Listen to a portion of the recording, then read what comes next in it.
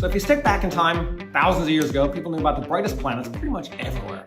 These are Mercury, Venus, Mars, Jupiter, and Saturn. And pretty much every culture knew about these 5 planets, which they could easily see up in the sky. They had different names for them, names that we use now in English. These come from the Roman names. And that's because the early astronomers in Europe wrote in Latin, and Latin was the language of the Roman Empire, so we ended up with these Roman names after the Roman gods: Mercury, Venus, Mars, Jupiter, and Saturn.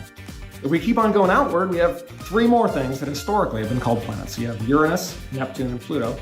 These are Greek or Roman names. These planets weren't seen by the Greeks or Romans, but because the discoverers wanted their planets to fit in with the existing theme of the mythology of the existing planets. And all these are totally different than the inner planets because these were discovered more recently. They're fainter and they move more slowly. You can't see them with your naked eye. You have to use a telescope, and that's how they were discovered.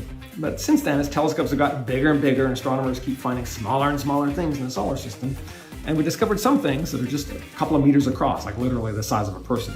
And we've discovered thousands of Kuiper belt objects, which are more or less like Pluto, a little smaller, a little further away, but the same basic idea. Some people still call it a planet, but oftentimes it's called a dwarf planet. That's what the International Astronomical Union says, which is a group responsible for naming things. The issue with Pluto is you're trying to define a fuzzy line between a planet and not a planet, and it boils down to size. So there's so much more in the solar system to name. There's moons, asteroids, comets, rings, Kuiper belt objects, craters.